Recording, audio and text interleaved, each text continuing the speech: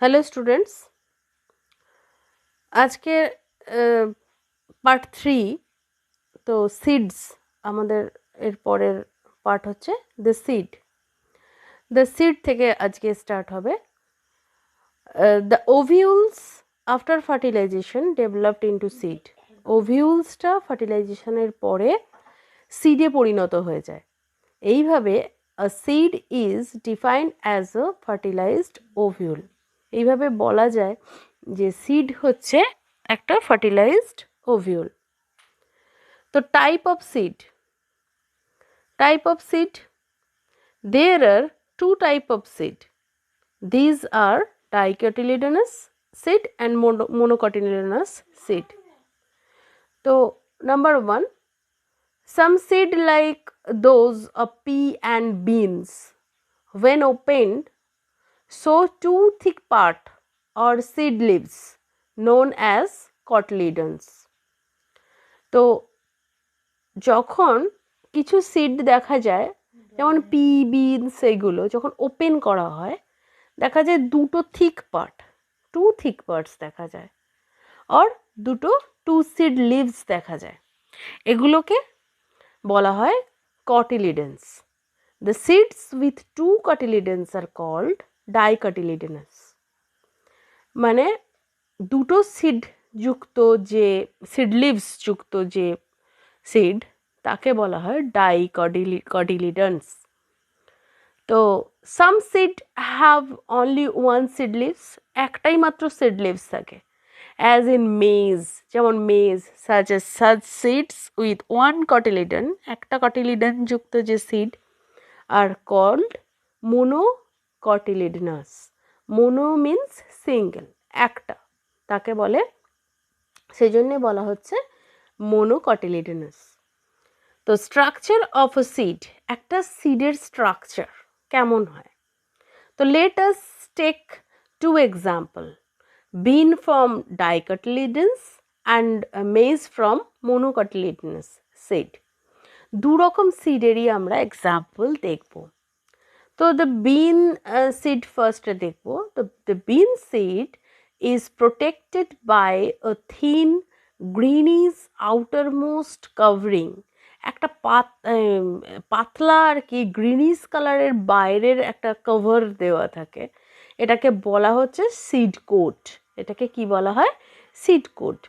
It protects the seed from insect and bacteria as well as from mechanical injury. মানে বাইরের যত রকমের মানে ওর ওপর আঘাত হতে পারে তা থেকে ওটাকে ও প্রোটেক্ট করে, মানে কভারটা প্রোটেক্ট করে, কভারটা প্রোটেক্ট করে। কারণ ব্যাকটেরিয়া, ইনসেক্ট এগুলো থেকেও প্রোটেক্ট করে, কারণ এগুলো খেয়ে নিতে পারে ভেতরের সিড লিভসগুলোকে, তো সেই জন্য কভারটা দেওয়া থাকে। The seed coat is made up of two parts. Seed কোটটা দুটো পার্ট দিয়ে তৈরি। The outer exposed part is called the testa. বাইরের পার্টটাকে বলা হয় টেস্টা।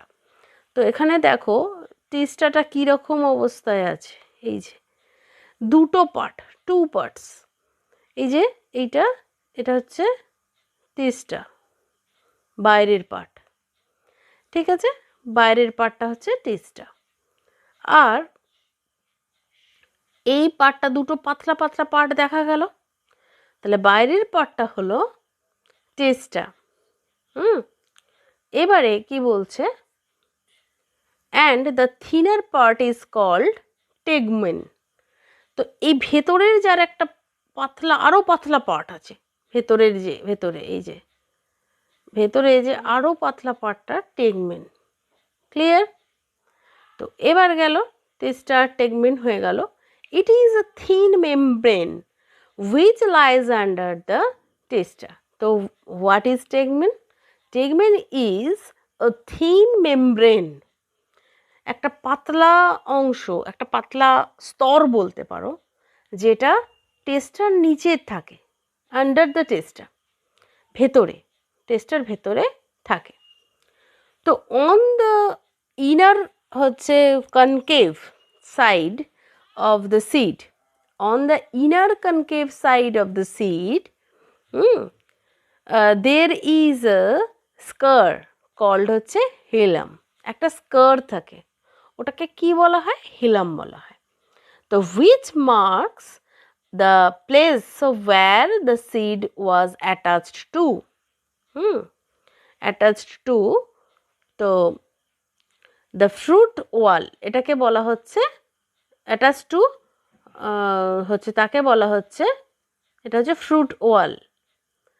Above the hilum is a small pore called micropyle. Micropyle. তো মাইক্রো মানে হচ্ছে স্মল, পাল মানে প্যাসেজ। তো এই যে ফ্রুট ওয়ালের গায়ে একটা ছোট্ট স্পেস থাকে, এটাতেই দেখতে পাবে একটা ছোট্ট স্পেস থাকে, এই যে দেখো, যে মাইক্রোপাইল এটা। তো এই মাইক্রোপাইলে কত ছোট্ট একটা স্পেস বোঝা যাচ্ছে। তো এই যে এত ছোট একটা স্পেস থাকে, তো এটা কি করে, এটা ওয়ালে, ফ্রুটের ওয়ালে এটা থাকে, মানে দেওয়ালে। তো the মাইক্রোপাইলস absorbs and allows the entry of as much water as is required for germination. Micropyle হচ্ছে কি করে, ততটা জল শোষণ করাতে অ্যালাউ করে যতটা পরিমাণ জার্মিনেশনের জন্য দরকার, মিন্স প্রয়োজন, যতটা জার্মিনেশনের জন্য প্রয়োজন ততটা জল ওর ভেতর অ্যালাউ করে, বাকি কিন্তু অ্যালাউ করে না। On removing the testa and the tegmen from a soaked bean seed, you will find that the seed is made up of two fleshy seed leaves called cotyledons. এটা বুঝতে পারবে যে, দেখতে পাবে যে seed is made up of two fleshy seed, দুটো fleshy seed দিয়ে seed leaves তৈরি, যেটাকে cotyledons বলা হয়। They contain stored food materials which is used by the seedlings for growth. এই seedlings হচ্ছে খাবার কোথা থেকে পায়, এই স্টোর করা থাকে খাবারটা, ফুড মেটেরিয়াল স্টোর, খাবার ঠিক নয়, ফুড মেটেরিয়াল স্টোর করা থাকে এই সিডলিংসের ভেতর, which is used by seedlings for growth, বেড়ে ওঠার জন্য সিডলিংসরা এটা ইউজ করে। We only eat the cotyledons of pulses like pigeon pea and red lentil as their seed coat have been removed. যখন তাদের সিড কোডটা রিমুভ করা হয় তখন আমরা শুধুমাত্র কাটলিডেন্সগুলোই পালসেস হিসেবে খেয়ে থাকি। In between the two cotyledons is located the delicate embryo. ওর ভেতর একটা embryo থাকে which consists of a radicle, এবং তাতে রেডিকেল থাকে, and a plumule থাকে, একটা প্লুমিউল থাকে, রেডিকেল থাকে আর প্লুমিউল থাকে। তো the radicle develops into root, রেডিকেলসটা কি হয়ে যায়, রুট হয়ে যায়, আর প্লেমিউলটা স্যুট হয়ে যায়। তো আমরা আর একবার দেখব রেডিকেল আর প্লেমিউল, এটা আমরা এখানেও পিকচারটাতে দেখতে পাবো, বাট এটাতে আরও বেটার দেখতে পাবো। Radicle and plumule, good, this one, radicle and plumule দেখা যাচ্ছে, রেডিকেল অ্যান্ড প্লেমিউল হয়ে গেল তাহলে ক্লিয়ার। তো রেডিকেল আর প্লেমিউল তাহলে কি হলো, যে embryo which consist of radicle and plumule, the radicle কি হলো, ডেভেলপ হলো রুটে, আর প্লেমিউল ডেভেলপড হয়ে গেল শুটে। দ্য মেজ গ্রেন, তো the maize grain has only one cotyledons, maize গ্রেনে একটাই মাত্র কটিলিডেন্স থাকে, hence it is said to be monocotyledonous, এই জন্য এটাকে মোনোকটিলিডেনাস বলা হয়। Cut open a soaked maize grain through the middle and study its one half as shown in figure 2.10. এই ফিগারটায় যেটা দেখানো হয়েছে একটা সোকড মেজ গ্রেনকে মিডল থেকে কাট করে দেওয়া হয়েছে। তো the maize grain is almost triangular in shape, এটা ট্রায়াঙ্গুলার হয় শেপের দিক থেকে। The lower narrow end of the grain is yellowish white in colour, এটা অনেকটা ইয়েলোইশ হোয়াইট হয় কালারে, এই যে ইয়েলোইশ হোয়াইট। তো এরকম দেখতে হয়। তো সেক্ষেত্রে এবার lower narrow end of the grain is yellowish white in colour, whereas the upper broad part is dark yellow in color। যখন ওপরের পার্টটা, এই যে ওপরের পার্টটা কিন্তু খুব ডার্ক ইয়েলো হয়, নিচেটা কিন্তু ইয়েলোইশ হোয়াইট হয়, ঠিক আছে। তো upper broad part is dark yellow in colour.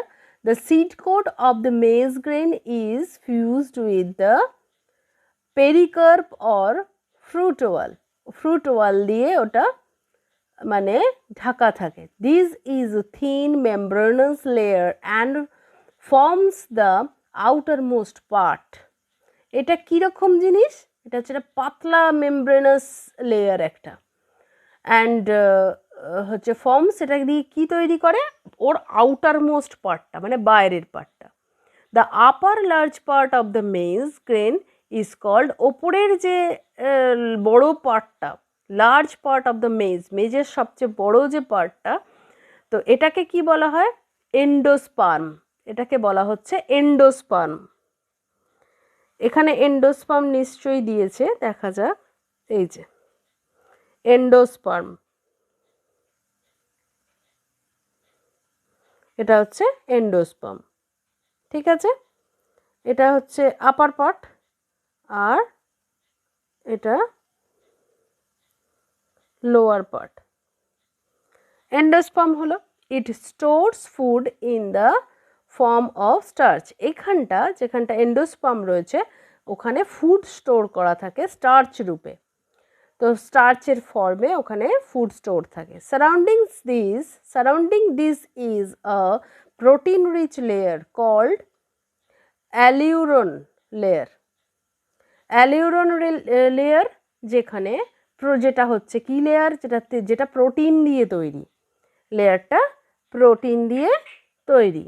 The lower portion is cotyledon, নিচের যে পোর্শনটা cotyledon. The cotyledon contains the embryo, cotyledons contains the embryo which is made up of the radicle and plumule।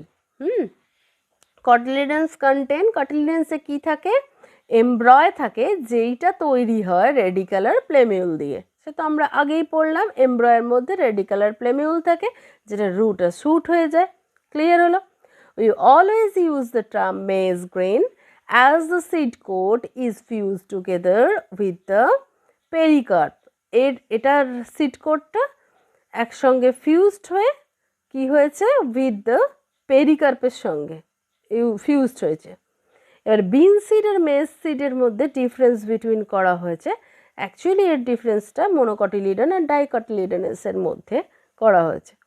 এবার হচ্ছে germination. What is germination? The process by which the embryo in the seed becomes active in the presence of water, air and suitable temperature and grows into a young plant is called germination। means হলো কোথা থেকে? What is germination? The process by which the embryo in the seeds become active in the presence of water, air and suitable temperature and grows into a young plant is called germination। তো এখান থেকে এখান পর্যন্ত what is germination তার অ্যান্সারটা হয়ে গেল। তো আমরা হোয়াট ইজ জার্মিনেশন আমরা তো জানি, কি হলো, এয়ারের বিকামস অ্যাক্টিভ, এমব্রয় অ্যাক্টিভ হচ্ছে, সিড এমব্রয় ইন দ্য সিড, সিডের ভেতর থেকে যে এমব্রয়টা বেরোলো সেটা অ্যাক্টিভ হচ্ছে, প্রেজেন্স কীভাবে বেরোচ্ছে প্রেজেন্স অফ ওয়াটার, এয়ার আর সুইটেবল টেম্পারেচার পেয়ে গেল, পেয়ে গিয়ে এটা কী হলো, আস্তে আস্তে বেড়ে উঠলো ইন্টু ইয়াং প্লান্ট, এটাকে জার্মিনেশন বলা হলো। Most plants grow from seeds, বেশিরভাগ গাছ কিন্তু প্লান্ট সিড থেকে তৈরি হয়। Marigold, mango, Apple, wheat, gram plants etcetera begin their life from seeds, তাদের লাইফটা সিড থেকেই তৈরি করে, মানে শুরুয়াত করে আর কি। When a seed is sown, it sprouts and produces a which seedlings which then grow into a mature plant. প্রথমে seed দেখা যায়, তারপর সেটা স্পাউট বেরোয়, দিয়ে সেটা আস্তে আস্তে সিডলিংস হয়ে বড় গাছ তৈরি হয়ে যায়। This plant again produces flower, তারপর আবার এই ফ্লাওয়ার তৈরি করে, ফ্রুট অ্যান্ড সিডস তৈরি করে। Some plants like wheat and marigold produce seeds only once in a year, একবার মাত্র ফল ফুল দেয় আর কি। তো only once in the year and die out, তারপর মারা যায়। while others continue to produce seed for many years such as mango, apple. তো কি হলো, কিছু কিছু গাছ আছে যে গাছগুলো একবারই মাত্র ফুল ফল আর মানে সিড দেয়, সিড প্রডিউস করে, যেমন হচ্ছে হুইট, মেরিগোল্ড, তারপর হচ্ছে like wheat, marigold produce seed only once in the year, একবার ইয়ারে মানে এগুলো ফুল ফল দেয় তারপর মারা যায়। কিন্তু কিছু গাছ আছে যেগুলো অনেকবার, একই গাছ অনেকবার ফুল ফল দিয়ে থাকে, যেমন ম্যাঙ্গো, অ্যাপল আমরা দেখি। তো এবার কিছু অ্যাক্টিভিটি দেখানো আছে, অ্যাক্টিভিটিগুলো তো খুবই ইজি, আমরা জানি। কোনো গাছকে স্টাডি দ্য জার্মিনেশন বিনস সিডকে জার্মিনেট করা, তোমরা বাড়িতে করে দেখতে পারো। এটা একটা পটেতে একটু মাটি নিয়ে বিনস সিডগুলো শোক করে, তারপরে যখনই স্পাউট বেরোবে তারপর সেটা তোমরা মাটিতে রেখে এটা করে দেখতে পারো। জল আলোর মধ্যে রেখে, একটু রোদ্দুর থাকবে, সানলাইটের মধ্যে রেখে দেবে, জার্মিনেট হয়ে যাবে, করে দেখতে পারো। আচ্ছা, তো এই অ্যাক্টিভিটিগুলো পড়বে, আমি অ্যাক্টিভিটি থেকেও কিন্তু কোয়েশ্চেন আসে। তো আমি অ্যাক্টিভিটিগুলো বলছি না, তার কারণ হচ্ছে অ্যাক্টিভিটিগুলো অলরেডি আমরা পড়ার মধ্যে বলে নেওয়া হয়েছে। তো এখানে একটা অ্যাক্টিভিটি রয়েছে যেটা আমি বলছি, একটা তুমি জারের মধ্যে যদি একটা হচ্ছে সিডকে অর্ধেকটা জল নিলে জারটার মধ্যে, আর অর্ধেকটা যা ফাঁকা রয়েছে, এবার একটা কাঠের স্কেলেতে তুমি কতগুলো স্পাউট নিলে, মানে স্পাউটেড বিনস নিলে, সেটাকে জলের মধ্যে রেখে দিলে, নিচে 3টে কি 4টে রাখলে, যেটা ওপরের দিকে 2টো থাকবে, যেটা জলও পাবে, কি একটা বিনসের থাকবে হচ্ছে সিড থাকবে যেটা জলও পাবে, এয়ারও পাবে, আবার একটা থাকবে একদম জলের নিচে, যে ওয়াটার তো পাবে বাট কোনোভাবে ও এয়ার বা লাইট কিছু পাবে না, আর একটা থাকবে শুধু লাইট এয়ার পাবে আর ওয়াটার কিছু পাবে না। তো দেখা যাবে যেটা লাইট আর ওয়াটার এয়ার সবই পাচ্ছে, সেই শুধু স্পাউটেড হয়ে প্লান্ট হতে পারলো, সিডলিংস হতে পারলো, বাট অন্যগুলো কিন্তু পারলো না। তো এ থেকে বোঝা যাচ্ছে যে জার্মিনেশনের জন্য সমস্ত উপকরণগুলোর প্রয়োজনীয়তা রয়েছে। ক্লিয়ার হলো? আচ্ছা,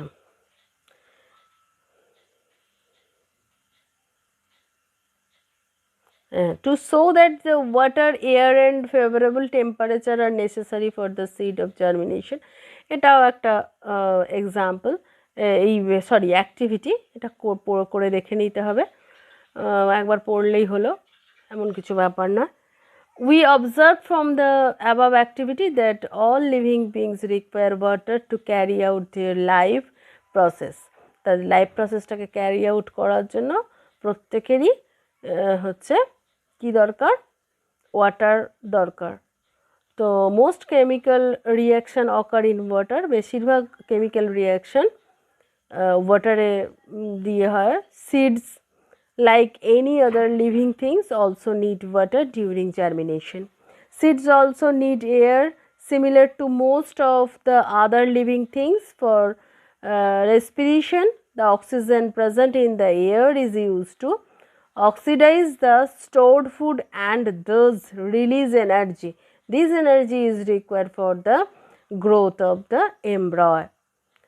তো অক্সাইড হচ্ছে ইউজ টু oxides